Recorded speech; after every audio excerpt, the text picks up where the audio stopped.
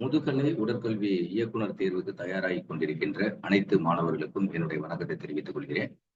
தற்போது நாம் 2 ஆண்டுகளாக எதிர்பார்த்து கொண்டிருந்தோம். சிலபஸ் சேஞ்ச் பண்றதுக்கான சாத்தியக்கூறுகள் இருக்கு. ஏன்னா அந்த சிலபஸ் ஃப்ரேம் பண்ணப்பட்டு நீண்ட நெடிய காலம் ஆயிருச்சு. அதனால சிலபஸ்ல மாற்றம் இருக்கும் அப்படின்னு நம்ம எதிர்பார்த்துக்கிட்டு இருந்தோம். கடந்த 2 தேர்வுலையுமே நம்ம அதை எதிர்பார்த்தோம். பட் ஆனா சிலபஸ் மாத்தல. இப்ப சமீபத்துல இந்த சிலபஸ் மாத்திருக்காங்க. குறிப்பா எலிஜிபிலிட்டி டெஸ்ட்டுக்கான கரெக்டான சிலபஸ் கொடுத்துருக்காங்க தமிழ் எலிஜிபிலிட்டி டெஸ்ட்டுக்கு. அதே மாதிரியே சப்ஜெக்ட் வைஸா குறிப்பா பிசிக்கல் எஜுகேஷன் சப்ஜெக்ட்ல சில சிலபஸ் சேஞ்ச் பண்ணியிருக்காங்க. ஏற்கனவே இந்த தேர்வுக்கு தயாராகி கொண்டிருக்கின்ற மாணவங்க நீங்க ஒன்றும் பயப்படவே வேண்டியது கிடையாது. ஏன்னா அந்த சிலபஸ் எப்படி கொடுத்துருக்காங்க அப்படின்னு பார்த்தோன்னா, ஏற்கனவே 20 யூனிட்டா கொடுத்துருந்த அந்த சிலபஸ், அதாவது ஒரு யூனிட் நம்பர் தப்பா இருக்கும். ஸோ இது மொத்தம் 19 யூனிட் கொடுத்துருந்தாங்க. அந்த 19 யூனிட்டையும் மிங்கிள் பண்ணி தான் கொடுத்துருக்காங்க. ஒரு 30 to 35% தான் புதுசா சில சப்ஜெக்ட்ஸை ஆட் பண்ணியிருக்காங்க. குறிப்பா யூனிட் 1 அண்ட் யூனிட் 10 இதெல்லாம் புதுசா ஆட் பண்ண யூனிட். ஆனா யூனிட் 1 அண்ட் 2லையுமே ஒரு சில வார்த்தைகள் ஏற்கனவே இருந்ததுக்கு சிலபஸ்ல கொடுத்துருக்காங்க. அதனால ஒன்றும் பயப்பட வேண்டியதில்லை. எஜுகேஷன் மெத்தடாலஜி அண்ட் ஜிகே பொறுத்தளவு நம்மளுக்கு எந்த விதமான சேஞ்சஸும் நம்மளுக்கு இது வரைக்கும் சொல்லலை. ஏன்னா அஸ்பர் வெளியிட்டு இருக்கின்ற, அதாவது தற்போது கெஜெட்ல பப்ளிஷ் பண்ணிருக்க சிலபஸ் படி பார்த்தோம் அப்படின்னா, நோட்டிபிகேஷன் பார்த்தோம் அப்படின்னா அதுல தெளிவாவே சொல்லிட்டாங்க. அக்டோபர் 3ஆம் தேதி தான் அந்த அரசாணை வெளியிட்டிருக்காங்க. எண் 219 பள்ளிக்கல்வித்துறை அதனுடைய அரசாணையினுடைய எண் கொடுத்துருக்காங்க. ஸோ அந்த அடிப்படையில தான் அவங்க சேஞ்ச் பண்ணியிருக்காங்க. அதோட ரெஃபரன்ஸ் நம்பர் அப்படின்றது மேலேயே உங்களுக்கு கொடுத்துருக்காங்க. 10/30/2024 அப்படின்னு கொடுத்துருக்காங்க. ஸோ அதனுடைய அடிப்படையில நீங்க எப்படி தேர்வுக்கு தயாராகணும் அப்படின்றதுதான் இந்த பதிவில் நான் பதிவு பண்ண போறேன். குறிப்பா பிசிக்கல் எஜுகேஷன் சப்ஜெக்ட் படிக்கக்கூடியவங்களுக்கு சிலபஸ்ல பார்த்தோம்னா உங்களுக்கு 63வது பக்கத்துல இருந்து உங்களுடைய சிலபஸ் தொடங்கும். இப்ப நீங்க இந்த ஓவர்வியூனுடைய கடைசி வரைக்கும் பாருங்க. உங்களுக்கு எப்படி தேர்வுக்கு தயாராகணும் அப்படின்னு தொடர்புடைய தகவல்களையும் சரி, வேற டெஸ்ட் பேஜோ இல்ல வேற உங்களுடைய கிளாஸஸ் ஜாயின் பண்றதுக்கான உங்களுக்கு வாய்ப்பு இருந்துச்சுன்னா அதனுடைய தகவல் தொடர்புடைய தகவலையுமே இதுல நான் சொல்றேன். அதனால கடைசி வரைக்கும் இந்த ஓவர்வியூ பாருங்க. நீங்க தேர்வுக்கு தயாராகுவதற்கு பர்சனல் ப்ரிப்பரேஷன் பண்றதுக்கு உங்களுக்கு இது ரொம்பவே யூஸ்ஃபுல்லா இருக்கும். இப்ப ஃபர்ஸ்ட் யூனிட் அப்படின்றது என்ன கொடுத்துருக்காங்க அப்படின்னா, யூனிட் 1 பொறுத்தளவு பிரின்சிபல்ஸ் ஆஃப் மோட்டார் டெவலப்மெண்ட். இந்த பிரின்சிபல்ஸ் ஆஃப் மோட்டார் டெவலப்மெண்ட் அப்படின்ற சப்ஜெக்ட் அப்படின்றது என்ன அப்படின்னா, ஏற்கனவே நம்மளுக்கு இதுல ஒரு 3 வேர்டு ஏற்கனவே கொடுத்துருக்காங்க. குறிப்பா பார்த்தோம் அப்படின்னு பார்த்தோன்னா, இந்த மோட்டார் டெவலப்மெண்ட்ல மோட்டார் லேர்னிங், இந்த மோட்டார் லேர்னிங் அதுல குறிப்பா இந்த மோட்டார் லேர்னிங் நம்ம ஒரு ஸ்கில் பிராக்டிசஸ் பண்ணும்போது எப்படி பிராக்டிசஸ் பண்ணுவோம் அப்படின்ற கொஸ்டின்ஸ் அடிக்கடி கேட்டுட்டு வந்திருக்காங்க. பை பிராக்டிசஸ் எப்படி ரிப்பீட்டடா பிராக்டிஸ் பண்ணும்போது அதை டெவலப் பண்ண முடியும் அப்படின்ற பாயிண்ட்ல. அடுத்து பார்த்தோம் அப்படின்னா, இந்த கினஸ்தட்டிக் சென்ஸ் என்று சொல்லக்கூடிய இந்த சென்ஸ், அதே மாதிரி விஷுவல், இதெல்லாம் ஏற்கனவே நம்மளுக்கு சிலபஸ்ல கொடுத்துருந்துருக்காங்க. ஸோ இது தவிர அவங்க புதுசா என்ன ஆட் பண்ணியிருக்காங்க அப்படின்னா, இந்த யூனிட் என்டையராகவே எதை பத்தி பேசுது அப்படின்னா, மோட்டார் டெவலப்மெண்ட்டை பத்தி மட்டும்தான் பேசுது. மோட்டார் டெவலப்மெண்ட் அப்படின்றது ஸ்போர்ட்ஸ்லயும் சரி, பிசிக்கல் எஜுகேஷன்லயும் சரி ஒரு இம்பார்ட்டன்ட் காம்பனன்ட் அப்படின்றத தெளிவா புரிஞ்சுக்கணும். ஏன்னா அதனுடைய பிரின்சிபல்ஸை பத்தி தான் பேசுறாங்க. ஃபர்ஸ்ட் என்ன சொல்லியிருக்காங்க, மீனிங் ஆஃப் மோட்டார் டெவலப்மெண்ட், அதனுடைய மீனிங் கேட்டிருக்காங்க. மோட்டார் லேர்னிங்னா என்ன? லேர்னிங் அப்படின்னா கற்றல் உங்களுக்கு தெரியும். மோட்டார் லேர்னிங் அப்படின்றது என்ன அப்படின்னு பார்க்கும்போது, உடலை இயக்கி கற்றுக்கொள்ளக்கூடிய திறன்களை பற்றி பேசக்கூடியதா மோட்டார் லேர்னிங் அப்படின்னு சொல்றாங்க. ஸோ அதே ஸ்கில்ல நீங்க எக்ஸிக்யூட் பண்ணும்போது அந்த ஸ்கில் உங்களுடைய கட்டுப்பாட்டில் இருக்கும். மோட்டார் கண்ட்ரோல் அப்படின்றது இது ஃபுல்லாவே நியூரோமஸ்குலர் கோஆர்டினேஷன் ஓரியன்டாவும் இந்த ஆக்டிவிட்டிஸ் இருக்கும். அடுத்து physical growth, maturation and ageing, இந்த 3க்கும் மோட்டார் டெவலப்மெண்ட்டுக்கு என்ன ரிலேஷன்ஷிப் இருக்கு அப்படின்ற அடிப்படையில தான் இங்க கொடுத்துருக்காங்களே தவிர, ஜென்ரலா நம்ம எஜுகேஷன் சைக்காலஜில படிக்கும்போது பிசிக்கல் growth, மெச்சுரேஷன் அப்படின்னு படிப்போம். அதுக்கும் இதுக்கு சம்மந்தம் கிடையாது. இதே இந்த ஏஜிங்க்கு இந்த வார்த்தை இன்னொரு இடத்துல எங்கே யூஸ் பண்ணிருக்காங்க அப்படின்னா, 8வது யூனிட்ல உங்களுக்கு இந்த டாபிக் யூஸ் பண்ணிருக்காங்க. அதுல 8வது யூனிட் 2 டாபிக் வரும். ஒன்னு என்ன அப்படின்னு பார்த்தீங்கன்னா எக்ஸசைஸ் பிசியாலஜி, இன்னொன்னு ஸ்போர்ட்ஸ் நியூட்ரிஷன். இந்த ரெண்டுலையும் அங்கவும் ஏஜிங்ன்ற வார்த்தை யூஸ் பண்ணிருக்காங்க. அது ஏஜிங் ப்ராசஸ் எப்படி என்னென்ன மாதிரியான பயாலஜிக்கல் சேஞ்சஸ் நடக்கும், டெலோமர் எப்படி சேஞ்சஸ் ஆகும் அப்படின்ற அடிப்படையில் தான் அங்க இருக்கும். இங்க இருக்கக்கூடிய ஏஜிங் அப்படின்றது குறிப்பா ஏஜ் ஆக ஆக நம்மளுடைய மோட்டார் குவாலிட்டி மட்டும் இல்லை, எல்லா குவாலிட்டியுமே ரெடியூஸ் ஆகிட்டே இருக்கும். உங்களுடைய ஸ்ட்ரென்த்தா இருக்கட்டும், பிசிக்கல் ஃபிட்னஸ் காம்பனண்ட் எல்லாமே ஏஜ் ஆக ஆக குறையும். அதனாலதான் நீங்க வந்து காம்படிஷன் பார்த்தோன்னா இப்போ வந்து ஒரு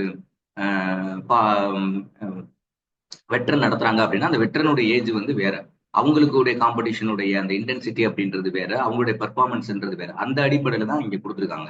அடுத்து பார்த்தா theoretical perspective in motor development. Motor development orient இருக்கக்கூடிய தியரிட்டிக்கல் பெர்ஸ்பெக்டிவ் என்னென்ன தியரிட்டிக்கல் இருக்கு, அது எப்படி, அதனுடைய பேக்ரவுண்ட் என்ன அப்படின்றத பத்தி கொடுத்துருக்காங்க. அப்புறம் new world model of development அப்படின்றது, இது வந்து அதாவது மோட்டார் டெவலப்மெண்ட்ல நிறைய மாடல்ஸ் இருக்கு.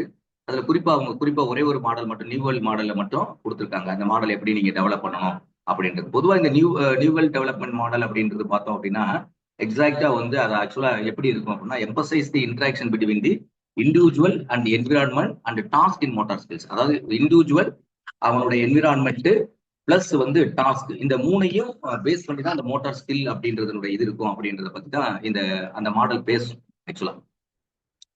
அடுத்து பார்த்தோம் அப்படின்னா மோட்டாருடைய மைல்ஸ்டோன். மோட்டாருடைய மைல்ஸ்டோன் அப்படின்றது பார்த்தோம் அப்படின்னா எந்த ஒரு விஷயம் எடுத்துக்கிட்டாலும் சரி அதனுடைய அதுக்குன்னு சில ஸ்டேஜஸ் இருக்குது. ஒரு விஷயத்தை நம்ம டெவலப் பண்ண போறோம் அப்படின்னா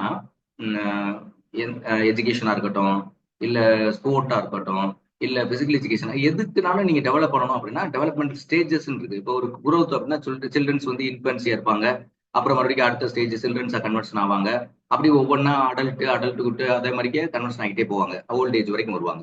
அந்த மாதிரி இங்கே ஒரு மைல் ஸ்டோன் அப்படின்னா இதுக்குன்னு சில ஸ்டெப்ஸ் இருக்கு. மோட்டார் டெவலப்மெண்ட் அப்படின்றது first stage, second stage, third stage, fourth stage அப்படின்ற அந்த ஸ்டேஜஸ் இருக்கு.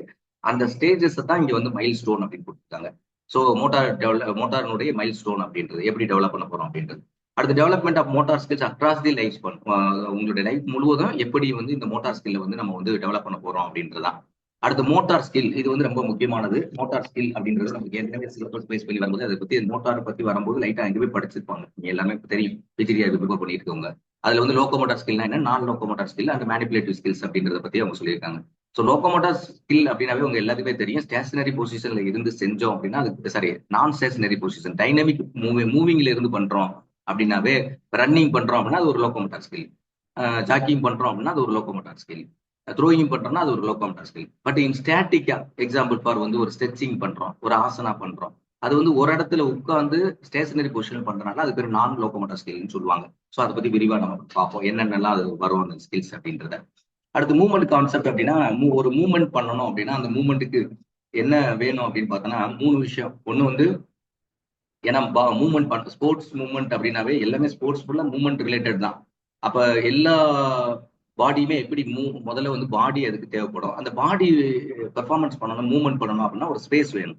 இப்போ எக்ஸாம்பிள் பாரு, உதாரணத்துக்கு வந்து ஒரு டிஸ்கஸ் த்ரோ பண்ண போறோம் அப்படின்னா அந்த சர்க்கிளுடைய விதிந்து இந்த சர்க்கிளுக்குள்ள தான் நீங்க பெர்ஃபார்மன்ஸ் பண்ண முடியும். ஷார்ட் புட் பண்ண போறோமா அந்த சர்க்கிளுக்குள்ள தான் நீங்க பண்ண முடியும்.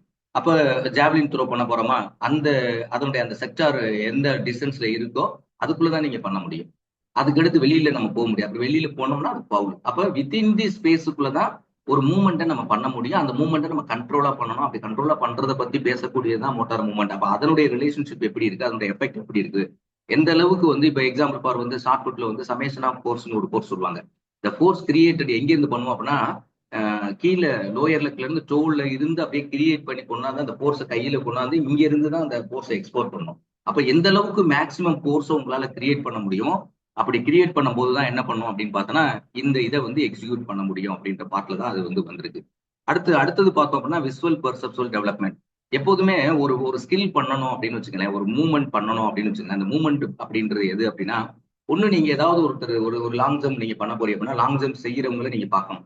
ஒண்ணு விஷுவல், ஏன்னா இங்க ரொம்ப முக்கியம். ஏன்னா எல்லாமே இது வந்து ஸ்கில் திறன்களை தான் நம்ம பேச போறோம். அப்ப என்ன ஸ்போர்ட்ஸ் ஸ்கில் செய்யணும்னா கூட நீங்க ஒரு ஸ்கில்ல பாப்பீங்க, அந்த ஸ்கில்ல பார்த்த பிறகு நீங்க எடுத்து செய்வீங்க. அப்ப விசுவல் இருக்கணும். அதே மாதிரிக்கே வந்து இப்போ உங்களுக்கு ஒரு கோச் வந்து இந்த ஸ்கில் எப்படி செய்யணுப்பா, இதுல இப்படி இந்த இடத்துல இப்படி கான்சன்ட்ரேட் பண்ணணும், இந்த இடத்துல ஷார்ட் ஸ்டெப் வைக்கணும், இந்த இடத்துல லாங் ஸ்டெப் வைக்கணும் அப்படின்னு சொல்றாங்க அப்படின்னா அது எல்லாம் எதை பேஸ் பண்ணி இருக்கும் அப்படின்னு பார்த்தா உங்களுடைய அந்த லிசனிங் ஸ்கில் இருக்கு. அப்ப வந்து இந்த எந்த ஸ்கில் இருந்தாலும் சரி உங்களுடைய சென்சரி இன்புட் வந்து ரொம்ப முக்கியமான ரோல் இருக்கு. அதாவது புலன்கள் அப்படின்னு சொல்லுவாங்க. சென்சரி இன்புட் அப்படின்றது நம்ம உடம்புல வந்து 5 அறிவு இருக்கு, 5 புலன்கள் இருக்கு. அந்த 5 புலன்கள் மூலமா தான் நீங்க எந்த ஒரு எக்ஸ்டர்னலா ஒரு ஸ்கில்ல பாக்குறீங்க, இல்ல எக்ஸ்டர்னலா ஒரு விஷயத்த பாக்குறீங்க, அதை செய்யணும் அப்படின்னா அதை பார்த்து அது மூலமா அறிவு உங்களுக்கு வரும். அந்த அறிவை வச்சுக்கிட்டு தான் நீங்க செய்ய முடியும். அப்ப எந்த ஸ்கில் பண்ணாலும் இந்த சென்சரி பெர்செப்ஷன் அப்படின்னு, பெர்செப்ஷன் அப்படின்னா புலன் காட்சின்னு தெரியும். நீங்க வெளியில இருந்து வரக்கூடிய ஸ்டிமுலஸ்க்கு நீங்க எப்படி வந்து உங்களுடைய ஏற்கனவே இருக்கக்கூடிய பதிவானதுக்கும் என்ன கனெக்ட் பண்ணி அதுக்கு என்ன மீனிங்ஃபுல்லான ஒன்று எடுக்கிறீங்க, வேர்ட் எடுக்கிறீங்க, அதுக்கு தான் பெர்செப்ஷன் அப்படின்னு சொல்லுவாங்க. சரியா? ரைட். இது வந்து நீங்க ஆக்சுவலா எஜுகேஷன் சைக்காலஜில படிச்சிருப்பீங்க. தென் இதுக்கு வந்து இன்டர் மாடல் பர்செப்ஷன் அப்படின்ற விஷயம். ஸோ இதுதான் வந்து visual, auditory and kinesthetic sense. Kinesthetic sense அப்படின்றது body awareness, awareness of the body position அப்படின்னு சொல்லுவாங்க. ஏன்னா ஸ்போர்ட்ஸ் ரொம்ப முக்கியம். அதே மேல உள்ள கான்செப்ட் கொடுத்துருக்காங்க. Body and space, within the ஸ்பேஸ்க்குள்ள பெர்ஃபார்மன்ஸ் பண்ணணும், அதே முக்கியமானது. Then functional constraint in motor development. So motor டெவலப்மெண்ட்டுடைய மெயினா வந்து அதனுடைய ஃபங்க்ஷன்ஸ் ஓரியன்ட் அப்படின்னு பார்க்கும்போது எந்த ஒரு ஸ்கில் வந்தாலும் அதுக்கு வந்து ஒரு ஃபேக்டர் மட்டும் அதுல கனெக்ட் இருக்காது. அதுல நிறைய ஃபேக்டர்ஸ் இருக்கும். இப்போ ஒரு ஒரு ஒரு டெவலப்மெண்ட் பண்ண போறாங்க அப்படின்னா, மோட்டார் டெவலப்மெண்ட் பண்ண போறோம் அப்படின்னா அது வந்து நர்வ்ஸ் மட்டும் டெவலப் பண்ணியிருக்காது. ஏன்னா சென்சரி இன்புட் இருக்கணும், சென்சரி அவுட்புட் இருக்கணும், அப்ப நர்வ்ஸ் இருக்கும், அதோட மசில்ஸ் கனெக்ட் ஆகும். அப்புறம் அதுல வாங்கி கொடுக்க இன்ஃபர்மேஷன்ஸ் வந்து சென்சரி ஆர்கன்ஸ் உள்ள வாங்கி கொடுக்கும். ப்ராசஸிங் யூனிட் ஒன்று இருக்கும். ஸோ அந்த மாதிரி ஒரு ஒரு பார்ட் இருக்கு. அப்போ வந்து ஏஜுக்கும் இதுக்கு எப்படி இருக்கு, என்னென்ன ஃபேக்டர்ஸ் எல்லாம் டெவலப்மெண்ட்டுக்கு உதவி பண்ணுது அப்படின்ற அடிப்படையில் தான் இங்க உங்களுக்கு டாபிக் கொடுத்தாங்க. ஸோ இது வந்து first unit. Then second unit அப்படின்னு பார்க்கும்போது என்ன அப்படின்னா, உங்களுக்கு ஏற்கனவே இது வந்து ஆக்சுவலா ஒரு ஒரு உல்டா பண்ணியிருக்காங்க. என்ன உல்டா பண்ணியிருக்காங்க அப்படின்னா, பின்னாடி உள்ள சிலபஸ், அதாவது வந்து ரூல்ஸ் அண்ட் ரெகுலேஷன் சிலபஸை தூக்கி கூடாது முன்னாடி வச்சிருக்காங்க, அவ்வளவுதான். அதை வந்து 2 யூனிட்டா அங்கவும் இருந்துச்சு, இங்கவும் 2 யூனிட்டா வச்சிருக்காங்க. ஆனா அதுல ஒரு சின்ன விஷயம் என்ன மாற்றம் பண்ணிருக்காங்க அப்படின்னா, இதுல வந்து 3 விஷயத்தை பத்தி கொடுத்துருக்காங்க. ஒன்னு ப்ராப்பரா, இப்ப ஏன்னா ஸ்கூல் எஜுகேஷன் டிபார்ட்மெண்ட்டுக்கு தான் இந்த எக்ஸாமினேஷன் நீங்க எழுதுறதுனால இந்த தடவை அவங்க என்ன சொல்லிட்டாங்க அப்படின்னா, இது வரைக்கும் ரூல்ஸ் அண்ட் ரெகுலேஷன்ஸ் ஜென்ரலா கொடுத்துருந்தாங்க. ஆனா இப்ப என்ன கொடுத்துருக்காங்க அப்படின்னு பார்த்தா, ஆர்டிஜி, பிடிஜி, ஆர்டிபிடி, அதாவது வந்து ரிபப்ளிக் டே கேம்ஸ். ரிபப்ளிக் டேம்ஸ்னா குழு விளையாட்டு போட்டிகள், பாரதியார் டே கேம்ஸ் அப்படின்னா குழு விளையாட்டு போட்டிகள், ஆர்டிபிடி காம்படிஷன் அப்படின்னா ரிபப்ளிக் டே காம்படிஷன், அதாவது ரிபப்ளிக் டே ஸ்போர்ட்ஸ், ஆர்டிஎஸ் கூட அதை சொல்லலாம். பிடிஎஸ் அப்படின்னா பாரதியார் டே கேம்ஸ் அப்படின்றது. ஏன்னா ரிபப்ளிக் டேக்கும் பாரதியார் டேக்கும் என்ன வித்தியாசம் அப்படின்னா, ரிபப்ளிக் டே அப்படின்றது அண்டர் 17 கேட்டகரியில் இருக்கக்கூடிய மாணவர்களுக்கு விளையாடக்கூடிய விளையாட்டு போட்டி. அந்த பிடிஜி அப்படின்றது அண்டர் 19 மாணவர்களுக்கு விளையாடக்கூடிய விளையாட்டு போட்டி. 2 பேத்துக்கும் அதே மாதிரி தடகள போட்டியில ஆர்டிஎஸ் அப்படின்றது 17, பிடிஜி பிடிஎஸ் அப்படின்றது 19 கேட்டகரி. ஸோ இது தெளிவா இருங்க. பாரதியார் தின விளையாட்டு போட்டிகள், பாரதியார் தின குழு விளையாட்டு போட்டிகள் சொல்லுவாங்க. அதே மாதிரி ரிபப்ளிக் குடியரசு தின குழு விளையாட்டு போட்டிகள் அப்படின்னு சொல்லுவாங்க.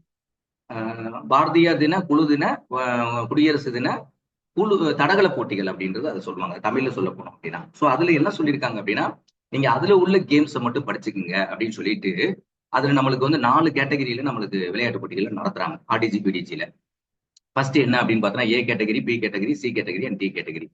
அப்போ ஏ கேட்டகரி, பி கேட்டகரியில வரக்கூடிய எல்லா கேமையும் யூனிட் 2ல கொண்டு வந்து வச்சிட்டாங்க. ஏ கேட்டகரியில மேஜர் கேம்ஸ் பாக்குறோம், பி கேட்டகரியில என்ன பாக்குறோம் அப்படின்னு பார்த்தோம்னா நியூ கேம்ஸ் ஃபுல்லா பாக்குறோம். சைக்கிளிங், ஸ்விம்மிங், ஜூடோ, அது ஃபுல்லா அந்த கேட்டகரியில வந்துடும். அதே மாதிரி இதுல ஒரு 14 டிசிப்ளின்ஸ், சிங்கிள்ஸ், டபுள் காம்பினேஷன் பார்த்தோம் அப்படின்னா ஃபுட்பால், வாலிபால், ஹாக்கி, டென்னிஸ், இதெல்லாம் வந்து மேஜர் கேட்டகரியில ஏ கேட்டகரியில வரக்கூடிய கேம்ஸ். அப்ப ஏ கேட்டகரி, பி கேட்டகரியில வரக்கூடிய அதனுடைய அப்ரிஷியேட்டிங் மெத்தட்ஸ், அதனுடைய அபிஷியல் சிக்னல்ஸ், அதனுடைய ஸ்கோரிங் சிஸ்டம், அதனுடைய லே அவுட் எப்படி பண்ண போறிய, அது எப்படி, அதுக்கு வந்து எக்யூப்மெண்ட் என்னென்ன ஸ்பெசிபிகேஷன்ஸ் இருக்கு, அதனுடைய டெக்னிக்கல் ப்ரிப்பரேஷன் எப்படி இருக்கணும், டாக்டிக்கல் ப்ரிப்பரேஷன் எப்படி இருக்கணும், அதோட physical preparation and skill preparation, skill என்னென்ன ஸ்கில்ஸ் பேசிக் இருக்கு, அட்வான்ஸ் இருக்கு அப்படின்றத பத்தி தான் இந்த யூனிட் கம்ப்ளீட்டா கொடுத்துருக்காங்க.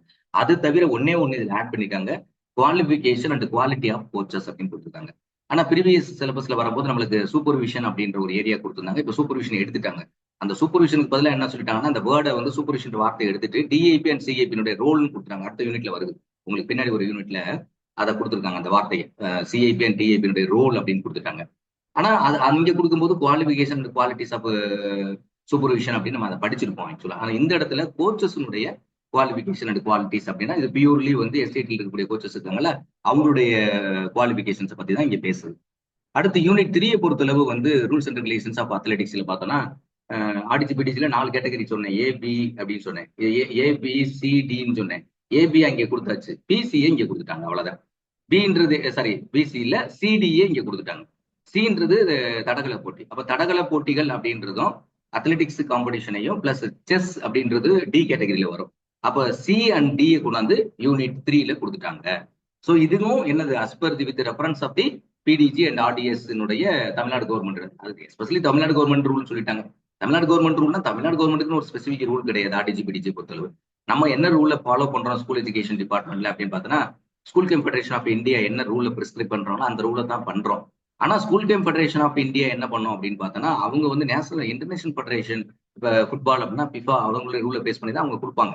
பட் இருந்தா அந்த ரூலை தான் நம்ம பின்பற்ற போறோம். பட் இருந்தாலும் கூட அதுல என்ன சேஞ்சஸ் இருக்கும் அப்படின்னு பார்த்தோன்னா, அந்த எண்ணிக்கை இதுல ஏதாவது சேஞ்சஸ் இருந்தா அதை ஃபாலோ பண்ணும். அப்ப நம்ம வந்து எஜிபி ரூல்ஸ் பேஸ் பண்ணி தான் நம்ம ஸ்கூல் கேம் பள்ளி கல்வித்துறை நடத்தக்கூடிய விளையாட்டு போட்டிகள் நடத்துறாங்க. அப்ப அத்லெட்டிக்ஸ்னு வரும்போது அதுல இருக்கக்கூடிய ஒவ்வொரு நீங்க ஏற்கனவே மேஜரா நம்மளுக்கு 200 ட்ராக்கோ 400 ட்ராக்கோ அதே மாதிரி ரிலே ஜோனோ அதே மாதிரி பார்த்தோம் அப்படின்னா த்ரோயிங் செக்டார்ஸ் அதே மாதிரி லாங் ஜம்ப் ஓரியன்ட் இருக்கக்கூடிய எக்யூப்மெண்ட்ஸ் ஸ்பெசிஃபிகேஷன்ஸ் போல் வால்ட்டா இருக்கட்டும் இல்ல ஹை ஜம்மா இருக்கட்டும் அதனுடைய பார் எவ்வளவு கிராஸ் பார் எவ்வளவு டிஸ்டன்ஸ் ரன்வே இருக்குது இதெல்லாம் வந்து அதே மாதிரி வந்து விண்டிகேஜ்னா என்ன விண்டிகேஜுடைய பர்பஸ் எந்தெந்த ஈவெண்ட்டுக்கு விண்டிகேஜ் யூஸ் பண்ணுவாங்க எந்தெந்த செக்டார்ஸ் இருக்கு என்ன மாதிரியான ஸ்டைல்ஸ் வந்து ஒவ்வொரு இதுலயும் ஸ்கில்ஸ் இருக்குது ரிலே ஜோன் எக்ஸ்சேஞ்ச் ஜோன்னா எவ்வளவு ஜோன்ஸ் இருக்குது அப்படின்ற அந்த new rules and regulations world athletics இருக்கு பத்தியா வேர்ல்டு அத்லெட்டிக்ஸ் அப்படின்றது வந்து ஏற்கனவே வந்து IAF international amateur athletic federation அப்படின்றது தான் இப்போ வேர்டு வந்து எப்படி மாத்திருக்காங்க வேர்ல்டு அத்லெட்டிக் அப்படின்றது மாத்திருக்காங்க. ஸோ அந்த அடிப்படையில் இருக்கக்கூடிய செட்டப் தான் இந்த ஏரியால வரும். அவங்களுடைய டியூட்டிஸ் அண்ட் அபிஷியல்ஸ் மேனேஜருடைய ரோல் என்ன அதே மாதிரி வந்து அத்லெட்டிக்ஸ்ல பார்த்தோம் அப்படின்னா நிறைய அம்பையர்ஸ் இருப்பாங்க. அதே மாதிரி சீஃப் ஜட்ஜஸ் இருப்பாங்க ஜட்ஜஸ் இருப்பாங்க. ஒவ்வொருத்தவங்களும் அந்த ரோல் பண்ணுவாங்க. அவங்களுடைய டைமர்ஸ் இருப்பாங்க பினிஷிங் ஜட்ஜஸ் இருப்பாங்க. அவங்களுடைய ரோல்ஸ் என்ன அதனுடைய ஸ்பெசிபிகேஷன்ஸ் பத்தி தான் இங்க கேட்க போறாங்க. இதை பொறுத்தளவு அடுத்து செஸ் அப்படின்றது செஸ்ஸை பொறுத்தல அவங்க தெளிவாக கொடுத்துட்டாங்க. நாங்க என்னென்ன கேட்போம் அப்படின்றது செஸ் போர்டுனா என்ன செஸ் போர்டை பத்தி கொஸ்டின் கேட்போம். செஸ் மேன்னா என்னன்னு கேட்போம். Value of chess capturing attack chess mate technical and tactical preparation for chess competition rules and regulations of chess competition duties of officials. இங்க வந்து அபிஷியல்ஸ் எப்படி சொல்லுவோம் அப்படின்னா செஸ்ல வந்து ஆர்பிட்டர்ஸ் சொல்லுவோம். ஸோ ஆர்பிட்டர்ஸ் தான் சொல்லுவாங்க. நேஷனல் ஆர்பிட்டர் ஸ்டேட் ஆர்பிட்டர் அப்படின்னு சொல்லுவாங்க. ஸோ அந்த அடிப்படையில் உங்களுடைய ப்ரிப்பரேஷனை நீங்க தயார்படுத்துங்க. அடுத்து பார்த்தோன்னா யூனிட் 4 பொறுத்தளவு வேற ஒன்றும் கிடையாது. இது வந்து ஆக்சுவலா வந்து நம்மளுடைய பழைய யூனிட்ல கொஞ்சம் வந்து அங்கங்க சதறி கிடந்ததை ஃபுல்லா கொஞ்சம் சேர்த்துட்டு கொஞ்சம் புதுசா சில விஷயங்கள் ஆட் பண்ணியிருக்காங்க. அதுல பார்த்தோம் அப்படின்னா tournament at school and college and universities level. School லெவல்ல ஆர்டிஜிபிடிஜி அண்ட் ஆர்டிஎஸ் இதெல்லாம் வந்து ஸ்கூல் லெவல் நடத்துவோம். அதே மாதிரி வந்து டிஎஸ்ஓ நடத்தக்கூடிய சிஎம் டிராஃபியை வந்து நம்ம நடத்துவோம். காலேஜ் லெவலில் பார்த்தோன்னா அசோசியேஷன் ஆஃப் இந்தியன் யூனிவர்சிட்டி நடத்தக்கூடிய south zone all India competitions அது எல்லாமே வரும். அதை பத்தி விரிவா நீங்க படிச்சுக்கோங்க. அடுத்து federation association tournament at district level state level regional level national level Asian level and international level. அப்ப எல்லா அசோசியேஷன் என்னென்ன அசோசியேஷன் வந்து proper approved by Olympic association approve பண்ணப்பட்ட சங்கங்கள் தான் சரியான சங்கங்கள். அது நடத்தக்கூடிய போட்டிகளை வாங்கக்கூடிய சர்டிபிகேட் மட்டும்தான் ஃபியூச்சர்ல குழந்தைகளுக்கு ஸ்போர்ட்ஸ் ரிலேட்டடா கொடுக்கக்கூடிய அந்த பெனிஃபிட்ஸ் அவங்களால பயன்படுத்த முடியும். இல்லைன்னா சும்மா அவங்க நான் ஃபார்ம் 3 கொடுக்குறேன் ஃபார்ம் 2 கொடுக்குறேன் அப்படின்னு சொல்லிட்டு ஏதாவது கொடுத்தாங்க அப்படின்னா அது வந்து எதுவும் பயன்படாது அப்படின்றது தெரியும். ஏன்னா ஃபேக்ட்ல நிறைய அசோசியேஷன்ஸ் இருக்கிறாங்க. அதெல்லாம் வந்து நீங்க செக் பண்ணி தான் பசங்களை ஸ்பாட் பெயிட் பண்ண வைக்கணும். அடுத்து பார்த்தோன்னா sports schemes of state and central government including the state SAI sports development authority of Tamil Nadu அப்படின்றதோ இல்ல sports development authority of Andhra Pradesh sports development authority of Telangana sports authority of Punjab. So அதுக்குள்ள அந்தந்த ஸ்டேட்ல இருக்கக்கூடிய ஒரு ஹையஸ்ட் பாடி ஒரு highest affect body to conduct state level competitions district level competition like CM trophy பைக்கா. So like that போட்டி இந்த போட்டிகள் கூட நடத்துறது. ஸோ பைக்கா கூட வந்து சென்ட்ரல் கவர்மெண்ட் ஸ்கீம்ல வரக்கூடியதான். அது இப்ப கிடையாது ஆக்சுவலா. அது வேற ஃபார்ம்ல இருக்கு.